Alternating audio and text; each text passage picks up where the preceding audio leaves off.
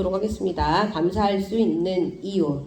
오늘 말씀을 먼저 전해드리자면 어느 날 예수님께서 제자들에게 말씀하셨습니다. 배에 오르시며 호수 저쪽으로 건너가자라고요. 예수님의 말씀에 제자들은 배를 타고 노를 저어 호수를 건너가기 시작합니다. 그들이 노를 젓고 있는 동안 예수님께서는 잠에 들으셨습니다. 중간쯤 왔을까? 광풍이 불어서 배에 물이 차기 시작합니다. 언제 빠질지 모르는 위태로움이 제자들에게 오기 시작합니다. 그래서 불안해진 제자들, 무서워진 제자들, 예수님을 깨웁니다. 예수님, 우리가 죽게 되었습니다. 다급하게 예수님을 깨웁니다. 깨어나신 예수님께서 곧 바람과 바다를 꾸짖으시고 잔잔케 하십니다. 그리고 제자들에게 말씀하시죠. 너희의 믿음이 어디에 있느냐. 이러한 예수님의 그 기적에 제자들이 놀라워하고 두려워하며 예수님이 누구신가 했다는 내용이 오늘 우리가 읽은 말씀의 내용입니다. 예수님이 제자들을 향해 너희의 믿음이 어디에 있느냐?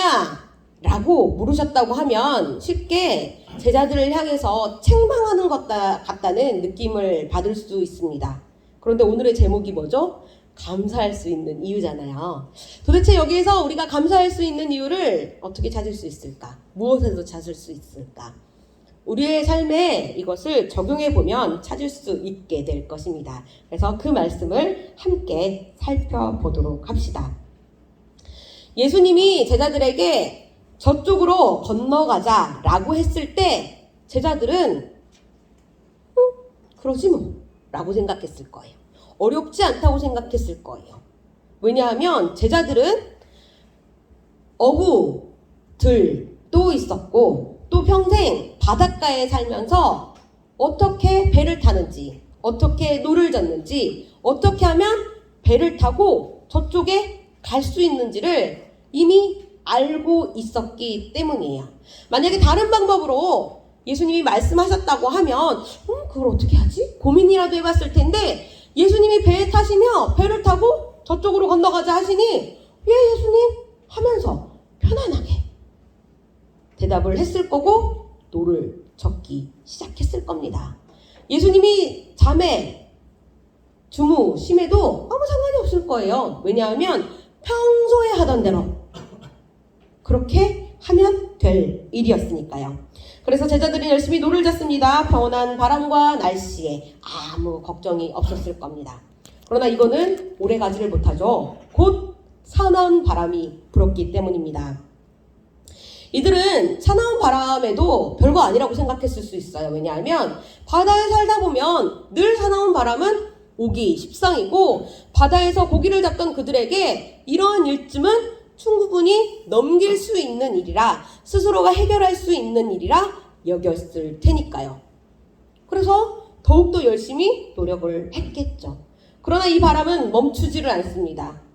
이 사나운 광풍이 끝이지를 않습니다. 그리고 배에 이제 물이 차기 시작하고 물이 차다 보니까 배가 넘어가게 될 위기에 처입니다.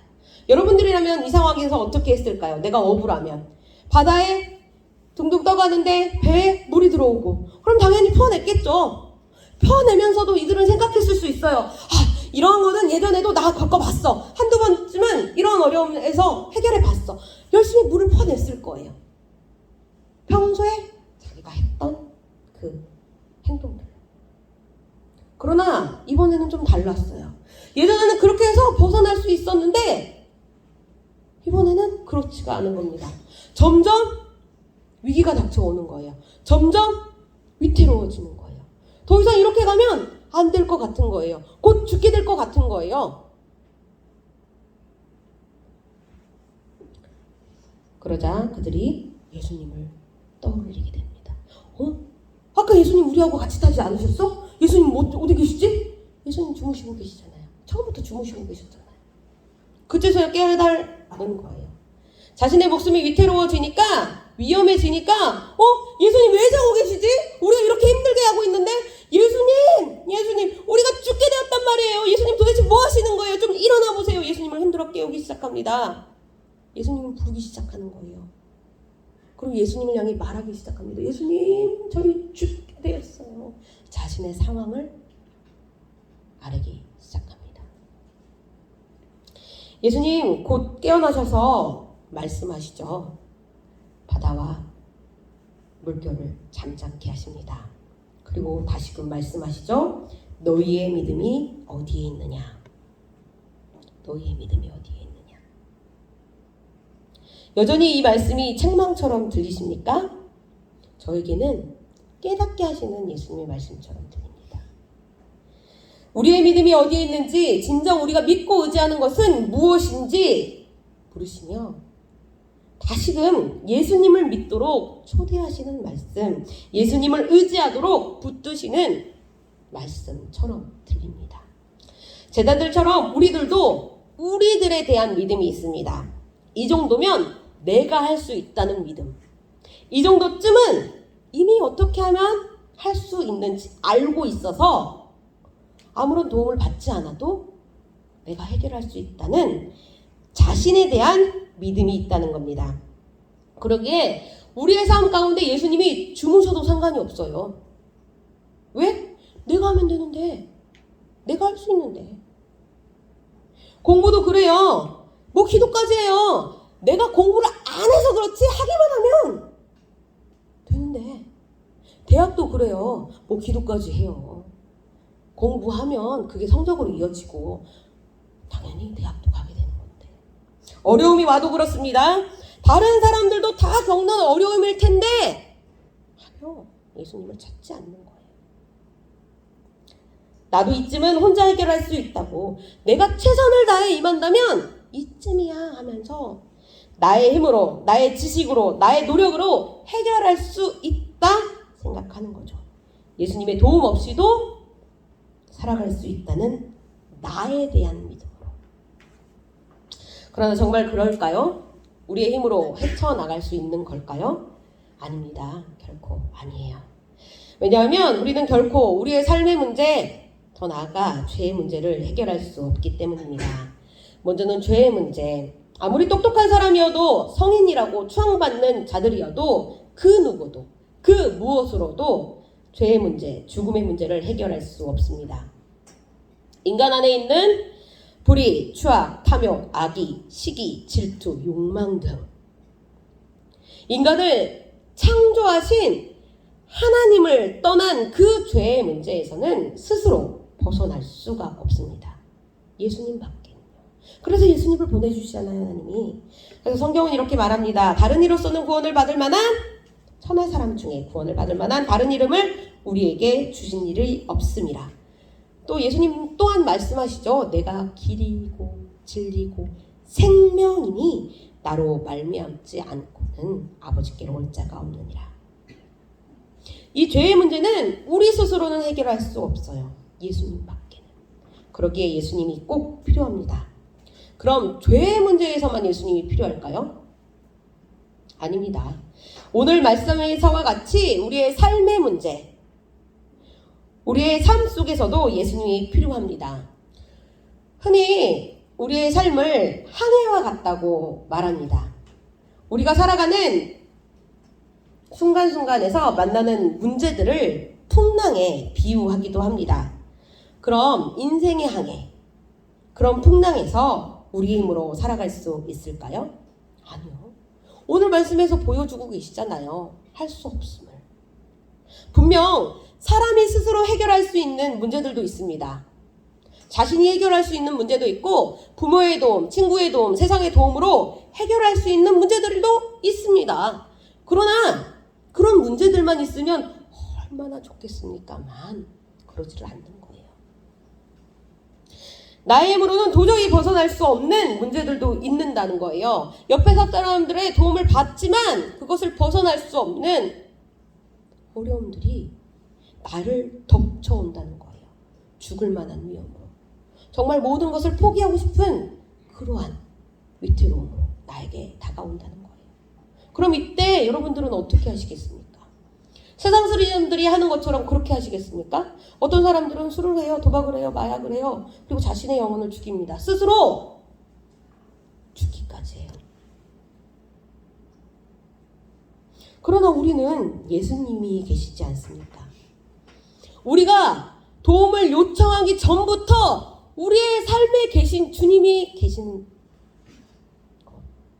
우리가 흔들어 깨우지 않아서 그렇지 지금도 우리 곁에 계시는 예수님이 계시지 않습니까? 그러니 깨우면 돼요. 어려움이 닥칠 때, 어떤 일이 있을 때 예수님 도와주세요.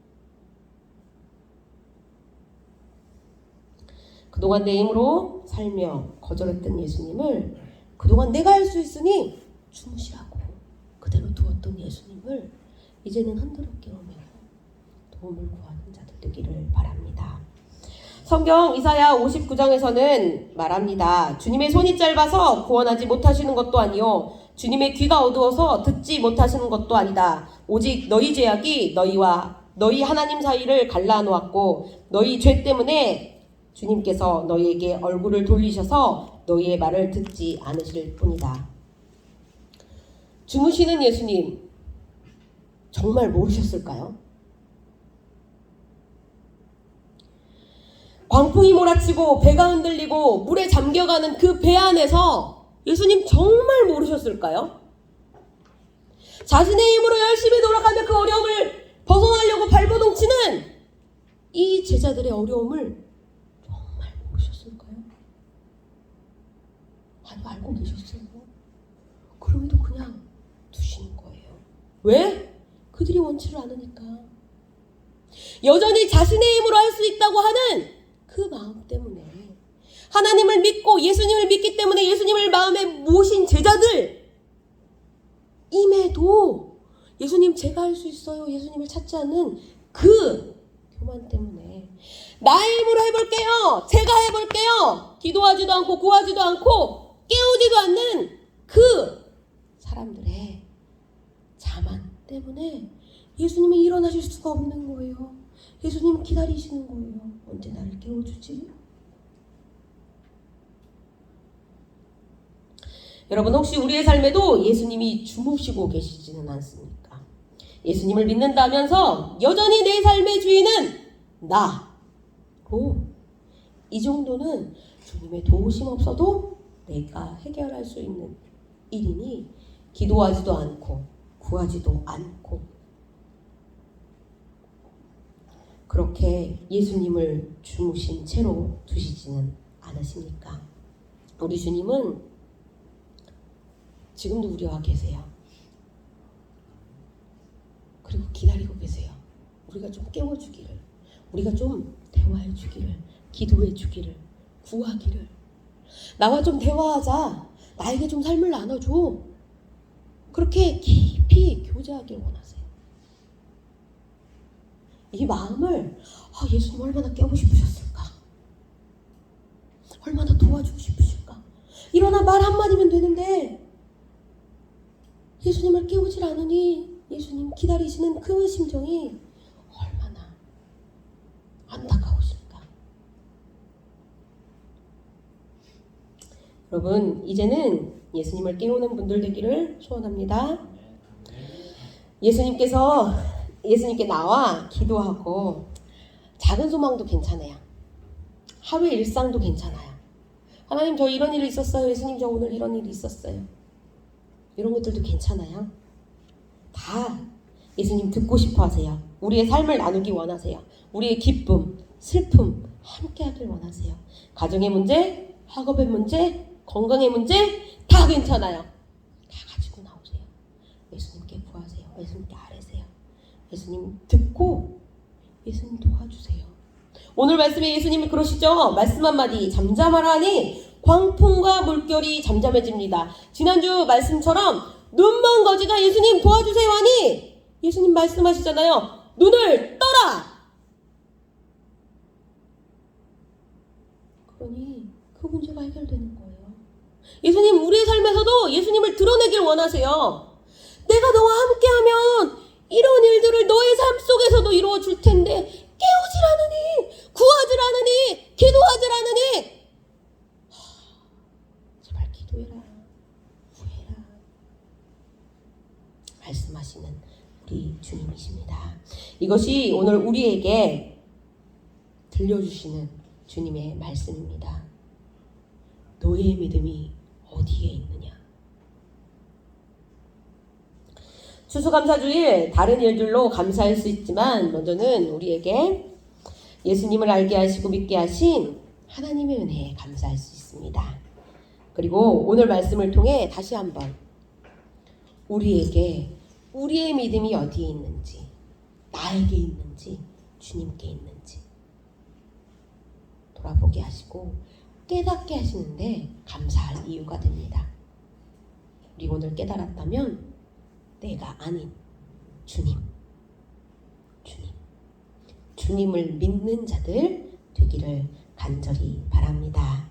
주님 감사합니다. 함께 찬양합니다. 믿음이 없이는 이라는 찬양이고요.